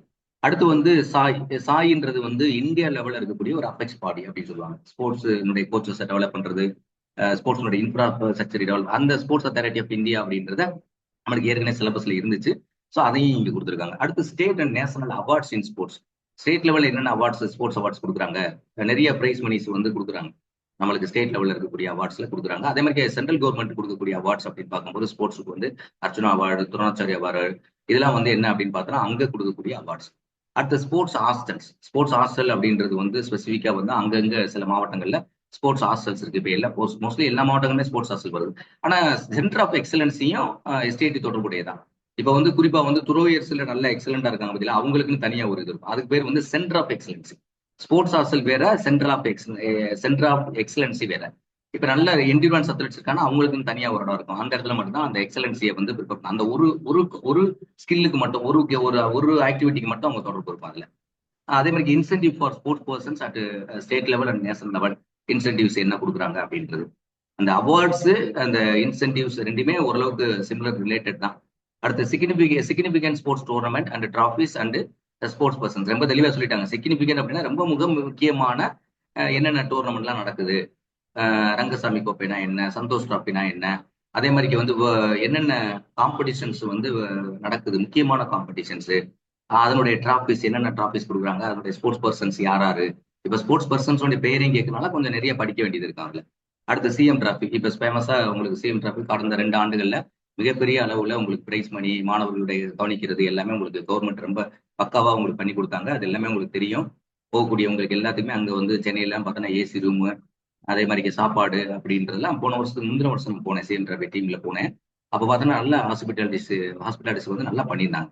ரொம்ப பக்காவா வந்து உள்ள வந்து பாதுகாப்பு, நல்ல மாணவர்களை கொண்டு டிரான்ஸ்போர்ட் பண்றது பக்காவா இருந்துச்சு. பட் நான் இந்த ஆண்டு எனக்கு அந்த வாய்ப்பு கிடைச்சிச்சு, நான் போக முடியல அந்த டயத்துல. பட் அது மாதிரி அந்த சிஎம் டிராஃபியினுடைய பிரைஸ் மணிஸ், என்னென்ன போட்டிகள் நடத்துறாங்க, எந்தெந்த ஸ்கூலுக்கு என்னென்ன போட்டிகள் இருக்கு, காலேஜுக்கு என்னென்ன போட்டி இருக்கு, என்ன வயசு வரைக்கும் அந்த லிமிடேஷன் இருக்கு, அந்த ரூல்ஸ் அண்ட் ரெகுலேஷன் இங்க பாத்துங்க. National games, Asian games, Olympic games, world cup எல்லாமே தெளிவா பாத்துங்க. அடுத்து பார்த்தோன்னா ஆர்கனைசேஷன் செட்டப் இன் ஃபங்க்ஷன்ஸ். ஸ்கூல் லெவல்ல இருக்கக்கூடிய ஆர்கனைசேஷன் செட்டப் அப்படின்னு பார்த்தோன்னா பொதுவா வந்து நம்ம ஸ்கூல் எஜுகேஷன் எல்லாமே யாருக்கு கீழே இருப்பாங்கன்னா directorate of school education department, DSC அப்படின்னு சொல்லுவாங்க. டிஎஸ்இ அப்படின்னு அந்த டிஎஸ்சியில வந்து டைரக்டர் இருப்பாரு. டைரக்டருக்கு கீழே ஜாயிண்ட் டைரக்டர்ஸ் இருப்பாங்க. அதுக்கு கீழே சிஓஸ் அண்ட் டிஓஸ். ஸோ இது ஏற்கனவே வந்து ஒரு பேஸ்ல நமக்கு இருந்துச்சு. SCRT, state council education research and training சொல்லக்கூடியது. ஸ்கூல் எஜுகேஷன் டிபார்ட்மெண்ட்டுக்கு என்சிஆர்டி என்னென்ன ரூல்ஸ் ஃப்ரேம் பண்றாங்க, என்ன அப்ளிகேஷன் பண்றாங்க, என்ன சிலபஸ் பண்றாங்க, அதை பேஸ் பண்ணி ஸ்டேட் கவர்மெண்ட் சில ப்ரொசீஜர்ஸை ஃபாலோ பண்ணுவாங்க. அதுக்கு பேர் தான் எஸ்சிஆர்டி என்று சொல்லுவாங்க. இதுவும் வந்து டைரக்டருக்கு உள்ளதான் எஸ்சிஆர்டி ஆஃபீஸ். அதனுடைய பின் பக்கத்துல அந்த லெஃப்ட் சைட் கார்னர்ல அதனுடைய ஏரியா இருக்கு. அடுத்து பார்த்தோன்னா டயட் அப்படின்றது ஒவ்வொரு மாவட்டத்திலுமே அதாவது வந்து district institute of education and training சொல்லுவாங்க. இது வந்து என்ன அப்படின்னு பார்த்தோன்னா மாவட்ட ஆசிரியர் பயிற்சி நிறுவனம்னு சொல்லுவாங்க. ஒவ்வொரு மாவட்டத்திலுமே இது இருக்கும். அது மாதிரி அடுத்து லாஸ்ட் பார்த்தோன்னா role of CIP, chief inspector of physical education, and DAP, district inspector of physical education, அதனுடைய ரோல்ஸை பத்தி கொடுத்துருக்காங்க. அடுத்து பார்த்தோன்னா 5th யூனிட் அப்படின்னு பார்த்தோன்னா இது வந்து பியூர்லி கம்ப்ளீட்டா வந்து எது ஓரியன்டா கொடுத்துருக்காங்கன்னா மெஷர்மெண்ட் ஓரியன்டா தான் உங்களுக்கு இது கொடுத்துருக்காங்க. கம்ப்ளீட்டாவே மெஷர்மெண்ட் ஓரியன்டா டெஸ்ட் அண்ட் மெஷர்மெண்ட் அப்படின்ற பகுதியில் இருந்து தான் உங்களுக்கு கொடுத்துருக்காங்க. இதுல ஒரு சில பகுதிகள் ஏற்கனவே கொடுக்கப்பட்டது, ஒரு சில பகுதிகள் புதுசாக ஆட் பண்ணியிருக்காங்க அப்படின்றத ரொம்ப தெளிவா புரிஞ்சுக்கணும். Concept of test and measurement, purpose of test, measurements and evaluation. நான் இப்ப ப்ரீவியஸா சொன்ன 3 யூனிட்டுக்கு சொல்ல அளவுக்கு டெப்தா வந்து அடுத்த யூனிட் சொல்ல முடியாது. ஏன்னா லிமிட்டடா நான் சொல்லணும் அப்படின்ற அடிப்படையில தான். அதனால வந்து இந்த டொமைன் ஆஃப் ஹியூமன் பெர்ஃபார்மன்ஸ் அப்படின்றதுலாம் என்னென்ன டொமைன்ஸ் எல்லாம் ஹியூமன் பெர்ஃபார்மன்ஸ்ல யூஸ் ஆகுது அப்படின்றது, எப்படி எஜுகேஷன்ல வந்து ப்ளூம் டாக்ஸானமியில வந்து காக்னிட்டிவ் டொமைன், அஃபெக்டிவ் டொமைன் அப்படின்னு இருக்கு பார்த்தீங்களா, அதே மாதிரி இங்க வந்து ஹியூமன் பெர்ஃபார்மன்ஸ் சில டொமைன்ஸ் இருக்குது, இம்பார்ட்டன்ட் டொமைன்ஸ். அந்த டொமைன்ஸை பத்தி தான் நம்ம படிக்க போறோம். அடுத்து கிரைட்டீரியா ஃபார் டெஸ்ட் எவாலுவேஷன். இது ஏற்கனவே நம்மளுக்கு கொடுத்துருந்தாங்க. அவங்க வந்து கிரைட்டீரியா ஃபார் செலக்ஷன் சொல்லிட்டு 7வது யூனிட்ல பழைய சிலபஸ்ல கொடுத்துட்டு அதுக்கு கீழே validity, reliability, objectivity and administration procedures அப்படின்றது கொடுத்துருந்தாங்க. அதுவும் நம்மளுக்கு ஏற்கனவே கொடுத்தது தான். ஸோ அது அந்த ஏரியா ஒரு வாஸ்ட் ஏரியா, அந்த ஏரியா. அடுத்த norms referred test and criterion referred டெஸ்ட்ல பார்த்தீங்கன்னா ரிலையபிலிட்டி அண்ட் வேலிடிட்டி. நான் ரெஃபரன்ஸ் டெஸ்ட்னா என்ன, கிரைட்டீரியன் ரெஃபரன்ஸ் டெஸ்ட்னா என்ன? நாம் ரெஃபரன்ஸ்னா நம்ம நாம்ஸ் உருவாக்குறதுக்காக புதுசாக ஒரு டெஸ்ட் பேப்பர் கிரியேட் பண்றது. கிரைட்டீரியன் அப்படின்றது ஏற்கனவே வந்து உருவான ஒரு டெஸ்ட்டோட நம்ம டெஸ்ட்டை வந்து ஒப்பிட்டு பார்க்கறதுக்காக, ரிலையபிலிட்டி வேலிடிட்டி பார்க்கறதுக்காக யூஸ் பண்ணக்கூடிய ஒரு டெஸ்ட். இது வந்து கிரைட்டீரியா ஃபார் குட் செலக்ஷன் டெஸ்ட்டுக்கு உள்ளேயே இது ஆக்சுவலா வந்துடும். ஆனா நீங்க தெரிஞ்சுக்கும் போது நாம்ஸ் ரெஃபர்ட் டெஸ்ட்னா என்ன, கிரைட்டீரியன் ரெஃபர்ட் டெஸ்ட்னா என்னன்னு சரியா புரிஞ்சுட்டு போனா தான் நீங்க ஆன்சர் பண்ண முடியும். அடுத்து developing the knowledge based test. Knowledge base பண்ணி வரக்கூடிய டெஸ்ட்ஸ் எல்லாம் எப்படி கிரியேட் பண்றது. தென் நெக்ஸ்ட் வந்து சர்வே அப்படின்றத பத்தி கொடுத்துருக்காங்க. அடுத்து பார்த்தோன்னா component of physical fitness. Physical fitness component ஏற்கனவே சிலபஸ்ல இருந்ததுதான். காம்பனன்ட் ஆஃப் பிசிக்கல் ஃபிட்னஸ்ல health related physical fitness component அப்படின்னா 4 காம்பனன்ட் நம்மளுக்கு இருக்கும். ஒன்று வந்து கார்டியோவாஸ்குலர் ஃபிட்னஸ், ஃபிளெக்சிபிலிட்டி, அதே மாதிரி muscular strength, muscular endurance, body composition சொல்லிட்டுனா ஃபிளெக்சிபிலிட்டி 2. சரியா? கார்டியோவாஸ்குலர் 1, இந்த 2 மஸ்குலர் ஸ்ட்ரென்த் அண்ட் என்டிரன்ஸ். அது பிரிச்சு போட்டாலும் சரி 5 காம்பனன்ட் ஆகும். அதே மாதிரி வந்து பெர்ஃபார்மன்ஸ் ரிலேட்டட் காம்பனன்ட் அப்படின்னு பார்த்தோம் அப்படின்னா ஸ்ட்ரென்த், ஸ்பீடு, கோஆர்டினேஷன், பேலன்ஸ், இதெல்லாமே என்னது, எஜிலிட்டி, இதெல்லாம் எல்லாம் என்ன அப்படின்னா பெர்ஃபார்மன்ஸ் ரிலேட்டட். ஸோ அது சம்பந்தமா நீங்க தெளிவாகவே படிச்சுங்க. Assessment of physical fitness in youth and adult. Youth and அடல்ட்டுக்கு வந்து பிசிக்கல் ஃபிட்னஸை நீங்க எப்படி மெஷர் பண்ணலாம். இப்போ எக்ஸாம்பிள் உதாரணத்துக்கு வந்து யூத்துக்கு வந்து யூத் ஆஃப்வர்ட் பிசிக்கல் ஃபிட்னஸ் டெஸ்ட் இருக்கு, ஆஃப்வர்ட் பிசிக்கல் ஃபிட்னஸ் டெஸ்ட் இருக்கு. ஸோ அந்த மாதிரி இருக்கக்கூடிய சில டெஸ்ட்ஸ் இருக்கு. அதை வந்து எப்படி அசஸ் பண்றது அந்த பிசிக்கல் ஃபிட்னஸை அப்படின்ற அடிப்படையில நிறைய டெஸ்டஸ் இருக்கு. அந்த டெஸ்டஸ்க்குள்ள பார்த்துருப்பாங்க. எது வேணாலும் உங்களுக்கு கொஸ்டின் கேட்கலாம். இதுதான் அப்படின்னு கிடையாது. ஏதோ ஒரு மெயில் போக்குல ஏதோ ஒரு படிச்சுட்டு போக கூடாது. கொஞ்சம் டெப்தா படிச்சா தான் நம்ம எக்ஸாமினேஷனுக்கு பாஸ் பண்ண முடியும். Sports assessment skill. அடுத்து வந்து சைக்கோமோட்டார் டெஸ்ட், நெக்ஸ்ட் வந்து சைக்கலாஜிக்கல் மெஷர்மெண்ட்ஸ். சைக்கலாஜிக்கல் மெஷர்மெண்ட்னா இது பியூர்லி சைக்கலாஜிக்கலா வந்து எப்படி வந்து மெஷர்மெண்ட்ஸ் நம்ம பண்ணலாம் அப்படின்னு பார்த்தோம்னா, உதாரணத்துக்கு வந்து இப்போ ஆன்சைட்டி மெஷர் பண்ண போறோம் அப்படின்னா அதுக்கு ஒரு கொஸ்டினரி இருக்கு. ஸ்ட்ரெஸ்ஸை மெஷர் பண்ண போனோம்னா அதுக்கு ஒரு கொஸ்டினரி இருக்கு. ஸோ அந்த மாதிரி டீம் கொகசிவ்னஸ் மெஷர் பண்ணோம்னா அதுக்கு ஒரு கொஸ்டினரி இருக்கு. அது மாதிரி இருக்கக்கூடிய சில எக்யூப்மெண்ட்ஸுமே இருக்கு. ஸோ அதை பத்தி நீங்க படிச்சுக்கணும். அடுத்த ஸ்போர்ட்ஸ் அனாலிட்டிக் எப்படி ஸ்போர்ட்ஸை வந்து ஏற்கனவே மாணவருடைய பெர்ஃபார்மன்ஸ் எப்படி இருக்கு, அந்த பெர்ஃபார்மன்ஸ் எப்படி ஸ்டாட்டிஸ்டிக்ஸ் அப்ளை பண்ணி நம்ம புதுசா எப்படி எல்லாம் அந்த பெர்ஃபார்மன்ஸ் இன்க்ரீஸ் பண்ண முடியும் அப்படின்ற அடிப்படையில் அந்த பகுதியை நம்ம பார்க்க போறோம். ஸோ அடுத்து பார்த்தோன்னா 5வது யூனிட் முடிஞ்ச பிறகு 6வது யூனிட் அப்படின்னு பார்க்கும்போது பியூர்லி இது வந்து என்ன அப்படின்னா கம்ப்ளீட்டா வந்து ஸ்போர்ட்ஸ் ட்ரைனிங் ஓரியன்ட் இருக்கக்கூடிய ஒரு டாபிக் தான். இதுல ஒரு சில பகுதிகள் நம்மளுக்கு ஏற்கனவே இருக்கு, ஒரு சில பகுதிகளை கொஞ்சம் புதுசா ஆட் பண்ணியிருக்காங்க, கொஞ்சம் பிரிச்சு அதை கொடுத்துருக்காங்க. புதுசா இதுல ஒரே ஒரு இது ஆட் பண்ணது எது அப்படின்னு பார்த்தா injury prevention and rehabilitation in sports training. இந்த ரீஹபிலிட்டேஷன் வார்த்தையை நம்ம ஏற்கனவே யூஸ் பண்ணவே இல்லை. இன்ஜுரி கூட இன்ஜுரியில ஸ்போர்ட்ஸ் இன்ஜுரியில யூஸ் பண்ணியிருக்காங்க. அந்த ஸ்போர்ட்ஸ் இன்ஜுரி அப்படின்ற டாபிக் இப்போ எடுத்துட்டாங்க. ஆக்சுவலா ஸ்போர்ட்ஸ் இன்ஜுரி டாபிக் இங்க கிடையாது. ஆனா ஸ்போர்ட்ஸ் இன்ஜுரியில் இருக்கக்கூடிய இந்த இன்ஜுரி ப்ரிவென்ஷனை இங்க கொடுத்து வச்சிருக்காங்க. அப்புறம் ஸ்போர்ட்ஸ் இன்ஜுரியில கொடுத்திருந்த ஒரு சில விஷயங்களை எங்க கொண்டு இந்த டோப்பிங் அதெல்லாம் பார்த்தோன்னா கொண்டு அடுத்து ஒரு எக்ஸசைஸ் பிசியாலஜியில் கொடுத்து வச்சிருக்காங்க. சரியா? ஸோ ஓகே, வந்து இது வந்து என்ன ஜென்ரல் தியரிஸ். எதை பத்தியான general theories? Methods of sports training. அதாவது இது வந்து சயின்ஸ் ஆஃப் ஸ்போர்ட்ஸ் ட்ரைனிங்குடைய சிலபஸ் தான். அடுத்து பார்த்தோம் அப்படின்னா அடுத்த யூனிட் பார்த்தோம் அப்படின்னா 7வது யூனிட். நான் முன்னாடி சொல்லும்போது தொடக்கத்துல 8வது யூனிட்னு சொல்லிட்டேன். ஏன்னா இது எதுக்காக சொன்னேன் அப்படின்னா ஏஜிங் அப்படின்ற வார்த்தை இங்க யூஸ் பண்ணோம் அப்படின்றது. ஸோ 7வது யூனிட்ல 2 சப்ஜெக்ட் கொடுத்துருக்காங்க. ஒரு சப்ஜெக்ட் வந்து எக்ஸசைஸ் பிசியாலஜி, ஸ்போர்ட்ஸ் நியூட்ரிஷன். 2 புக்கையுமே நம்மளுக்கு இங்க கொடுத்துட்டாங்க. எக்ஸசைஸ் பிசியாலஜியை பொறுத்தளவு வந்து development and ageing for body systems. Body சிஸ்டத்தினுடைய எப்படி ஏஜிங்கோ அதுக்கு என்ன மாதிரி இப்போ டெலோமர்லாம் வந்து ஏஜினுடைய ஃபேக்டர்ஸை டிசைட் பண்றதா. நீங்க ரெகுலரா டே டு டே ஆக்டிவிட்டிஸ்ல இருக்கே, டே டு டே யோகா பண்றீங்க அப்படின்னா உங்களுடைய டெலோமருடைய சைஸ் நல்லா இருக்கும், மைட்டோகாண்ட்ரியாவுடைய சைஸ் நல்லா இருக்கும். அப்போ ஆட்டோமேட்டிக்கா உங்களுக்கு வந்து அந்த அதாவது வந்து ஒரு ஏர்லியர் ஸ்டேஜ்ல இருக்கக்கூடிய உங்களுக்கு என்ன மாதிரியான மசில்ஸ் இருக்கோ அதை மாதிரி பேஸ் பண்ணி தான் அது இருக்கும். அடுத்து எனர்ஜி சிஸ்டம் அப்படின்னா நம்ம உடம்புல வந்து மேஜரா வந்து 2 சிஸ்டம் நம்ம சொல்லுவோம், anaerobic system and aerobic system. Anaerobic system அப்படின்றது வந்து ஸ்பிரிண்ட் டாமினேட்டிங் ஈவென்ட் இருக்கு பதிலா வித்தவுட் ஆக்சிஜன் யூஸ் பண்ணக்கூடிய ஈவெண்ட்ஸ்ல எல்லாம் பண்ணுவாங்க. அதுல வந்து எது எனர்ஜி சோர்சஸா இருக்கும் அப்படின்னா phospho creatine and adenosine triphosphate ATP அப்படின்றதா மேஜர் எனர்ஜியா இருக்கும். அங்கே ஒரு மசில் வந்து ஒர்க் பண்ணும்போது ஒரு 100 மீட்டர் அப்படின்னா ஒரு 10 செகண்ட்ஸ்ல நம்ம கம்ப்ளீட் பண்ணிடுவோம். அப்ப 10 செகண்ட்ல கம்ப்ளீட் பண்றோம் அப்படின்னா அந்த 10 செகண்டுக்குள்ள வந்து என்ன எனர்ஜி நம்ம உடம்புல எடுத்துக்கிறோம், அந்த உடம்பு இயங்குது அதுக்கு எடுத்துக்கிறோம்ல, அதுக்கு வந்து ஏடிபி எடுத்துக்கிறோம், பிசி பாஸ்போ கிரியாட்டின் அப்படின்னு சொல்லக்கூடியது. அதுல நிறைய எனர்ஜி சிஸ்டம்ஸ் இருக்குது. அந்த எனர்ஜி சிஸ்டம் ஓரியன்டா கொஸ்டின்ஸ் கேட்பாங்க. மெட்டபாலிசம், நிறைய மெட்டபாலிசம் இருக்கு. என்ன கார்போஹைட்ரேட் மெட்டபாலிசம் இருக்குது, ஃபேட் மெட்டபாலிசம் இருக்குது, புரோட்டீன் மெட்டபாலிசம் இருக்குது. ஸோ அது மூலமா தான் எனர்ஜி சோர்சஸ் வந்து சப்ளை ஆகுது உடம்புக்கு. இதே வந்து long distance runner, marathon runners அப்படின்னு பார்த்தோம் அப்படின்னா அவங்களுக்குலாம் வந்து என்ன எனர்ஜி சிஸ்டம் இருக்கும் அப்படின்னா ஏரோபிக் எனர்ஜி சிஸ்டம் இருக்கும். அவங்களுக்கு வந்து கர்ப் சைக்கிள் வரைக்கும் போகும், எலக்ட்ரான் டிரான்ஸ்போர்ட் சைக்கிள் வரைக்கும் போகும் எனர்ஜி மெட்டபாலிசத்துக்கு பார்த்தோம் அப்படின்னா. ஸோ அவங்களுக்கு வந்து மேஜரா வந்து within the presence of axis இருந்தால் அது ஒர்க் ஆகும் அப்படின்றது. அடுத்து பார்த்தோன்னா பெட்டிக் தலைப்புனா என்ன, ரெக்கவரி எப்படி அப்படின்றத பத்தி, அப்புறம் body temperature regulations. Body temperature 2 major விஷயம், வாசோடிலேஷன் அண்ட் வாசோ கன்ஸ்ட்ரக்ஷன் அப்படின்ற ப்ராசஸ் தான். அடுத்து எண்டோகிரீன் ரெஸ்பான்ஸ் டு எக்ஸசைஸ். எக்ஸசைஸ் பண்ணும்போது என்னென்ன மாதிரியான எண்டோகிரீன்ஸ் வந்து என்னென்ன ஹார்மோன்ஸ் செக்ரேட் பண்ணுது அப்படின்ற அடிப்படையில் அதை பார்க்க போறோம். Cardiovascular physiology, respiratory physiology and neuro muscular physiology, இது எல்லாமே நம்ம பார்க்க போறோம்.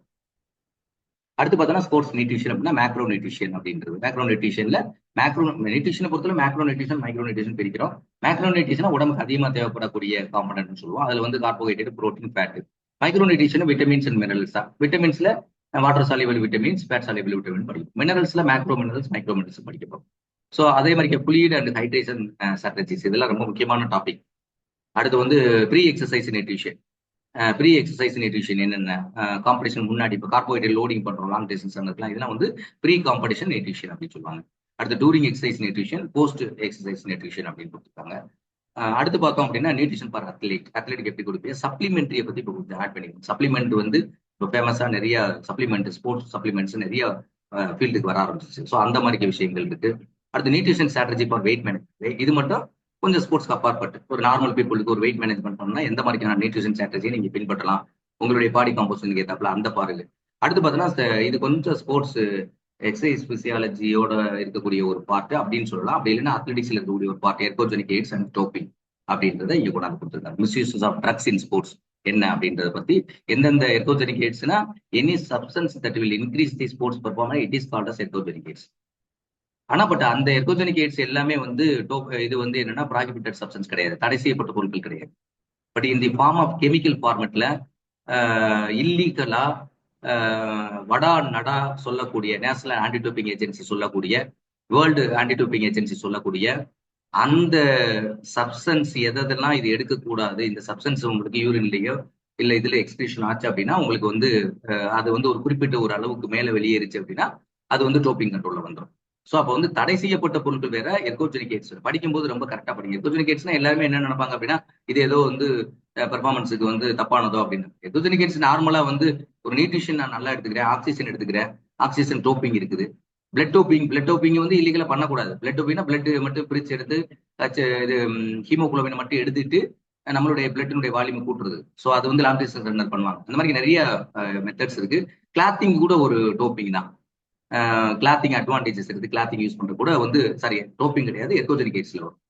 அது வந்து என்னன்னா பெர்ஃபார்மன்ஸ் இன்க்ரீஸ் பண்றதுக்காக. ஸோ அடுத்து பார்த்தோம் அப்படின்னா research in process in physical education and sport. நிறைய என்னுடைய யூடியூப்ல பார்த்தோன்னா இந்த ரிசர்ச்சை பத்தி, இந்த டாபிக்கை பத்தி நான் நிறைய விஷயங்கள் வந்து நெட் எக்ஸாமினேஷனு, அதே மாதிரி பிசிக்கல் எஜுகேஷன் எக்ஸாமினேஷனு இதில் பத்தி நிறைய பேசியிருப்பேன். பட் ரிசர்ச்சை பொறுத்தளவு ஆல்ரெடி நம்மளுக்கு கொடுத்தது தான் கொடுத்துருக்காங்க தவிர இதுல புதுசா ஒரே ஒரு டாபிக் மட்டும், புதுசா 2 டாபிக் ஆட் பண்ணிருக்காங்க கொடுக்காதல. அதனால நான் இதை பத்தி விரிவா சொல்றேன். என்ன கொடுத்துருக்காங்க புதுசா அப்படின்னு பார்த்தோன்னா, இந்த இடத்துல ரிசர்ச் டைப்ஸ் ஆஃப் ரிசர்ச்ல யூனிட் 1ல ஏற்கனவே உங்களுக்கு என்ன பண்ணிப்பாங்கன்னா இந்த இது இப்படியே கொடுத்துருப்பாங்க. டைப்ஸ் ஆஃப் ரிசர்ச்ல வந்து பார்த்தோம்னா basic research, applied research, action research மட்டும்தான் இருந்தது. இப்போ வந்து அனாலிட்டிக்கல் ரிசர்ச், அது அனாலிட்டிக்கல் ரிசர்ச்சுக்கு உள்ள வரக்கூடிய philosophical research, historical research, meta analysis, அதே மாதிரி descriptive research, experimental research, qualitative research. So இதெல்லாம் வந்து புதுசா ஆட் பண்ணி, அதே மாதிரி பார்த்தோம்னா அடுத்து புதுசா ஆட் பண்ண ஸ்டெப்ஸ் இன் ரிசர்ச் ப்ராசஸ் அப்படின்ற ஒரு வார்த்தை புதுசா ஆட் பண்ணியிருக்காங்க. அடுத்து பார்த்தோம்னா பர்பஸ் ஆஃப் லிட்ரேச்சர் அப்படின்றது ஒரு வார்த்தை ஆட் பண்ணிருக்காங்க. ஏன்னா ஃபார்மேஷன் ஆஃப் லிட்ரேசி ஏற்கனவே இருக்கு. அடுத்து வேரியபிள்ஸ் அண்ட் டைப்ஸ், இண்டிபெண்டன்ட் வேரியபிள்னா என்ன, டிபெண்டன்ட் வேரியபிள்னா என்ன, கேட்டகரிக்கல் வேரியபிள்னா என்ன, அது ஏற்கனவே நம்மளுக்கு சிலபஸ்ல இருக்கு. அடுத்து data collection and it's tools, இது யூனிட் 2ல கொடுத்துருக்காங்க. எப்படி வந்து டேட்டா கலெக்ஷன் பண்றோம், அதுக்கு என்னென்ன டூல்ஸ் யூஸ் பண்றோம், கொஸ்டினரி யூஸ் பண்றோம், இன்டர்வியூ மெத்தட் யூஸ் பண்றோம், ஒப்பீனியரிஸ் யூஸ் பண்றோம், அது சம்பந்தமா நீங்க இதுல டேட்டா டூல்ஸ் படிச்சுக்கிறோம். இது 2வது யூனிட்ல கொடுத்துருக்காங்க. அடுத்த ரிசர்ச் டிசைனுமே நம்ம ஏற்கனவே வந்து என்னென்ன ரிசர்ச் டிசைன்ஸ் எக்ஸ்பெரிமெண்டல் ரிசர்ச்ல யூஸ் பண்றோம் அப்படின்றத பத்தியும் நம்ம அங்க பார்த்துருக்கோம். அதனால சிலபஸ்ல ஆல்ரெடி சிம்பிள் ரேண்டம் குரூப்னா என்ன, அந்த மாதிரி நம்ம நிறைய விஷயங்கள் பார்த்துருக்கோம். அது வந்து ஆட்டோமேட்டிக்கா அதுல இருக்குது. அடுத்து மெக்கானிசம் ஆஃப் ரைட்டிங் தீசிஸ் அப்படின்றது ஆல்ரெடி இருக்கிறதா, ப்ரொபோசலும் அங்க இருக்குது. அப்புறம் அதனுடைய இந்த இது புதுசு அந்த வார்த்தை சினாப்சிஸ், ரிசர்ச் பேப்பர் ரிப்போர்ட், அப்டிராக்ட்ன்ற வார்த்தை புதுசா இதுல ஆட் பண்ணிக்கலாம். Next API format bibliography writing அப்படின்னு பார்க்கும்போது எப்படி வந்து ஏபிஐ ஸ்டைல் வந்து சிங்கிள் ஆதருக்கு எப்படி எழுதணும், டபுள் ஆதருக்கு எழுதணும், புக் ரெஃபரன்ஸ்க்கு எப்படி எழுதணும், ஜேர்னல்ஸ் எப்படி எழுதணும், அதே மாதிரி வெப்சைட் ரெஃபரன்சஸ்க்கு எப்படி எழுதணும், தீசிஸுக்கு அன்பப்ளிஷ்டு தீசிஸுக்கு நீங்க எப்படி எழுதணும் அப்படின்றது தான் ஏபிஐ ஃபார்மேட். இது ஆல்ரெடி தீசிஸுடைய மெக்கானிசம் ஆஃப் தீசிஸ் ரிப்போர்ட் அப்படின்னு வரும்போதே அதுல இது உள்ள இருந்துச்சு. இப்போ அதை தனியா வெளியில எடுத்து இதுல நாங்க கொஸ்டின் கேட்போம் அப்படின்ற அடிப்படையில் தனியா கொடுத்துருக்காங்க. அவ்வளவுதான். Then last one is research ethics. இது ஒரு பெரிய சப்ஜெக்ட், ஒரு பெரிய புத்தகம். ரிசர்ச் எத்திக்ஸ் அப்படின்றது ஒரு பெரிய புத்தகம். இதுவும் நம்மளுக்கு பியூர்லி புதுசா இருக்கிற சப்ஜெக்ட். இது ஒரு ரொம்ப முக்கியமான ஒரு சப்ஜெக்ட் அப்படின்றது பாத்து. தென் ஸ்டாட்டிஸ்டிக்ஸை பொறுத்தளவு புதுசா நிறைய ஆட் பண்ணியிருக்காங்க. ஆனா இன்டைரக்டா நம்ம அதெல்லாம் படிச்சுக்கிட்டே இருந்தோம். ஆனா இப்ப டைரக்டா அதுல ஆட் பண்ணியிருக்காங்க. Definition of statistics, types of statistics இங்க சிலபஸ்ல இருக்கு. அதே மாதிரி டேட்டா அண்ட் இட்ஸ் டைப்ஸ் அப்படின்றது டேட்டா டைப் பொறுத்தவரை வரும்.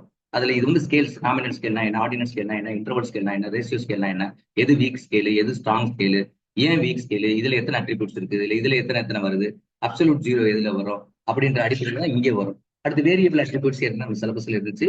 பேராமெட்ரிக், நான் பேராமெட்ரிக் அப்படின்றது நம்ம சிலபஸ்ல இல்ல. ஆனா கொஸ்டின் பேப்பர்ல ப்ரீவியஸ் இயர் கேட்கறதுனால நீங்க தொடர்ச்சியாவே ப்ரிப்பேர் பண்ணிட்டு இருப்பீங்க பிஜிடிஆர்பியில் படிக்கிறவங்க எல்லாருமே. அடுத்து மெசர்ஸ் ஆஃப் சென்டர், அதாவது ப்ராப்பர் பேராமெட்ரிக், நான் பேராமெட்ரிக் அப்படின்றது உங்களுடைய ஸ்கோர்ஸ் வந்து நார்மலா டிஸ்ட்ரிபியூட் ஆயிருந்துச்சுன்னா பாராமெட்ரிக் ஸ்டாட்டிஸ்டிக்ஸ் நீங்க போடுவீங்க.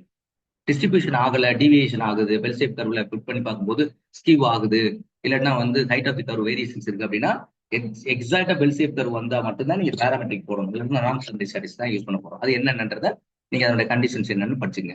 Measures of centre mean median mode 3 தான். அதனுடைய formulas group data formula, ungroup data formula. அதனுடைய அட்வான்டேஜஸ் அண்ட் மீன்னா மீனுடைய அட்வான்டேஜஸ், டிஸ்அட்வான்டேஜ் அப்படி ஒவ்வொன்றா நீங்க படிச்சுங்க. அதனுடைய ஃபார்முலாஸ் படிச்சுங்க. அதே மாதிரி மெத்தட்ஸ் ஆஃப் வேரியபிள்ஸே அதே மாதிரி தான். Standard deviation, quarter deviation, probable error, மீன் டிவியேஷன், இதெல்லாம் என்ன அப்படின்னா மெத்தட்ஸ் ஆஃப் வேரியபிள் வரும். அது எது வந்து மோஸ்ட் சொபிஸ்டிகேட்டட் மெத்தட், எது கரெக்டான மெத்தடு, அதனுடைய advantages, disadvantages, grouped data formula, ungrouped data formula எல்லாமே படிச்சுக்கணும்.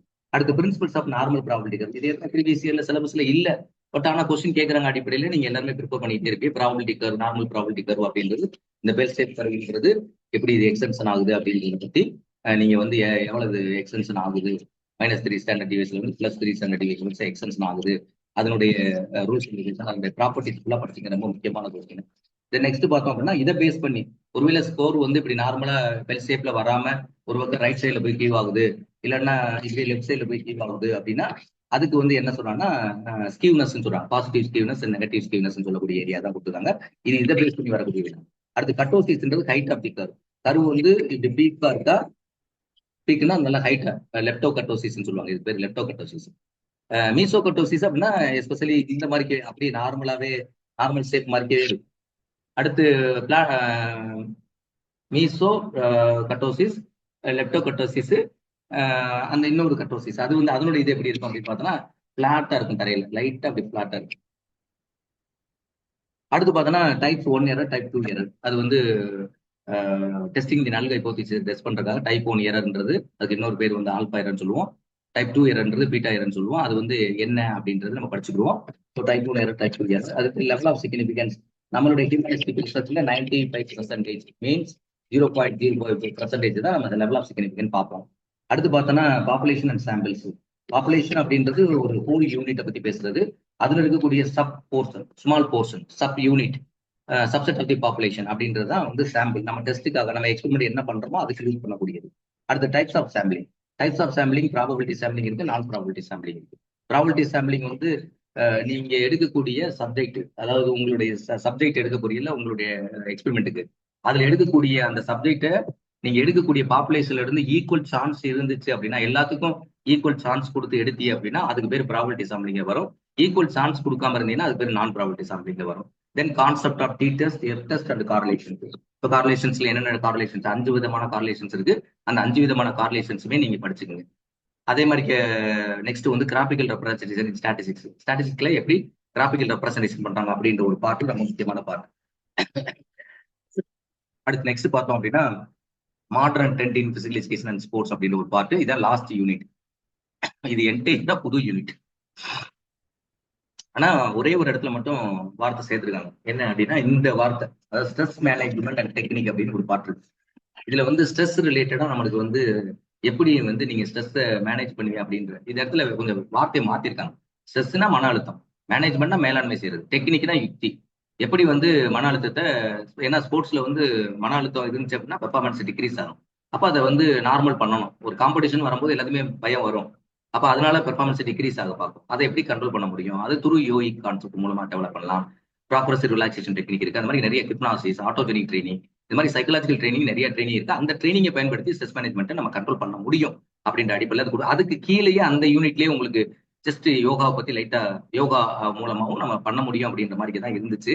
இப்போ அது வந்து திருமூலர் அஷ்டாங்க யோகான்னு கொடுத்தாங்க. திருமூலர் அஷ்டாங்க யோகா பியூர்லி வந்து திருமந்திரம் அப்படின்ற சொல்லக்கூடிய அந்த 11 திருமுறைகள்ல வரக்கூடிய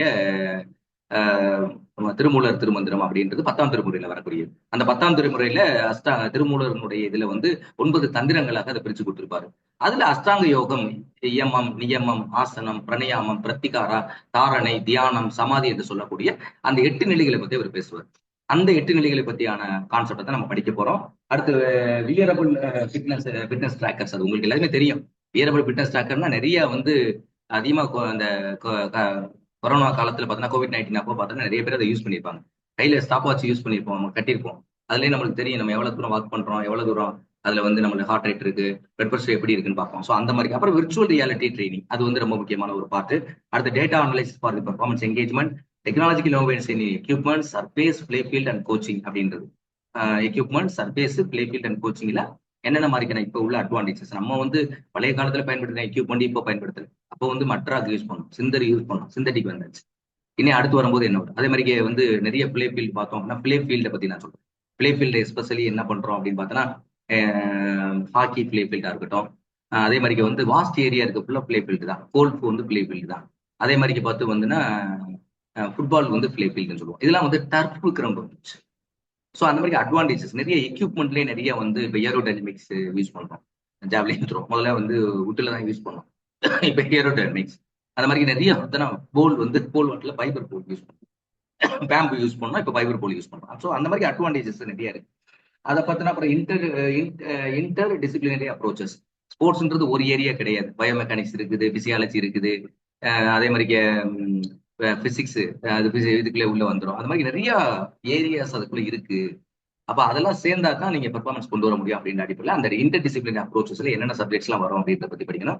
ஏர்லியர் சைல்டுஹுட் லிட்ரஸி. இப்போ இந்த பிசிக்கல் லிட்ரஸரி அப்படிங்கிற வேர்டு வந்து இப்ப ரொம்ப வெரி ஃபேமஸ் ஆகிட்டு இருக்கு. ஸோ பிசிக்கல் லிட்ரஸரி வேர்டு அப்படின்றது ரொம்ப ஃபேமஸான ஒரு வேர்டு. அந்த பிசிக்கல் லிட்ரஸரி அப்படின்றது பார்த்தோம் அப்படின்னா குறிப்பா வந்து ஃபண்டமெண்டல் மூவ்மெண்ட் ஸ்கில்ஸை வந்து எப்படி positive attitude towards the physical activity in young childrens அப்படின்றத பத்தி தான் நம்ம அங்க படிக்க போறோம். சரியா? ஸோ அடுத்து பார்த்தோம் அப்படின்னா நெக்ஸ்ட் வந்து திருமூலர் அஷ்டாங்க யோகா சொல்லிட்டேன். ஸ்போர்ட்ஸ் டூரிசம் எப்படிலாம் வந்து நம்மளுக்கு வந்து டெவலப்மெண்ட் ஆகுது அப்படின்றத பத்தி பார்க்கணும். ஸோ இந்த அடிப்படையில நீங்க தேர்வுக்கு தயாராகும். இந்த அடிப்படையில உங்களுக்கு தேர்வை பொறுத்தளவு வந்து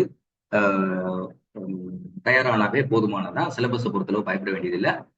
ஸோ இந்த தேர்வு தொடர்புடைய உங்களுக்கு வந்து ஒருவேளை வந்து நீங்க டெஸ்ட் பேஜ் எழுதணும் அப்படின்னு நீங்க நினைச்சி அப்படின்னா டெஸ்ட் பேஜ் எழுதுறதுக்கு வந்து இதுல நம்பர் நான் இப்ப எழுதி போடுறேன். அந்த நம்பரை நீங்க கான்டெக்ட் பண்ணுங்க. டெஸ்ட் பேஜ் எழுதுறதா இருந்தா ஒருவேளை ஆன்லைன் கிளாஸஸ் ஜாயின் பண்ணணும் அப்படின்னா அந்த ஆன்லைன் கிளாஸுக்கு இதே நம்பரை நீங்க கான்டெக்ட் பண்ணினா அவங்க இன்ஃபர்மேஷன் கொடுப்பாங்க. அது சம்பந்தமான தகவல்களை நீங்க தெரிஞ்சுக்கலாம்.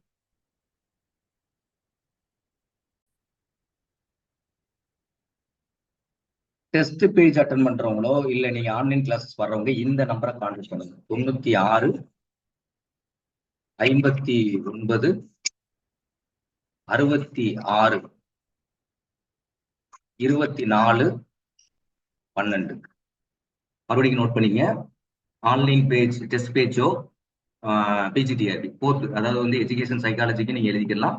அதே மாதிரிக்கு வந்து எஜுகேஷன் சைக்காலஜி தனியா நடக்கும். அதுக்கும் ஜிகேவும் சேர்ந்து வந்துடும். அதே மாதிரிக்கு வந்து பிசிக்கல் எஜுகேஷனுக்கு தனியா வரும். ஆன்லைன் பேஜ் டெஸ்ட் பேஜ் போடுறவங்களா இருந்தா பிளஸ் வந்து சப்ஜெக்ட் ஆன்லைன்ல படிக்கிறது மாதிரி இருந்துச்சு அப்படின்னா இந்த நம்பரே நீங்க கான்டாக்ட் பண்ணலாம். உங்களுக்கு என்ன இது சம்பந்தமா டெஸ்ட் தொடர்புடைய என்னென்ன தகவல் தேவைப்படுதோ இந்த நம்பர்ல கான்டாக்ட் பண்ணுங்க. மறுபடியும் நான் சொல்றேன் 9659662412 இந்த நம்பரை கான்டாக்ட் பண்ணுங்க. உங்களுக்கான இன்ஃபர்மேஷன் கொடுப்பாங்க. All the best. நல்லா ப்ரிப்பேர் பண்ணுங்க. இனி வர சிலபஸ் சேஞ்சஸ் மட்டும் இல்ல, எக்ஸாமினேஷன் பேட்டர்ன்ல நிறைய சேஞ்சஸ் வர ஆரம்பிக்கும். ஏன்னா தொடக்கத்துல நம்ம வெறும் இப்ப தமிழ் எலிஜிபிலிட்டி எப்படி ஆடாச்சுன்னா இன்னும் வந்து ஜென்ரல் ஸ்டடிஸ் கூட ஆடாகிறதுக்கான வாய்ப்புகள் இருக்கு. இன்னும் வந்து ஸ்டடியை வந்து எக்ஸாமினேஷனை வந்து டைட் அப் பண்ணுவாங்க. அதனால வர்ற டிஆர்பிலேயே நீங்கள் எல்லாம் வெற்றி பெறுவதற்கு உடற்கல்வி இயக்குநர் நிலை 1 பணியிடத்தில் பணியேற்பதற்கு என்னுடைய வாழ்த்துக்களை தெரிவித்துக் கொண்டு இந்த பதிவை நான் நிறைவு செய்து கொள்கிறேன். நன்றி, வணக்கம்.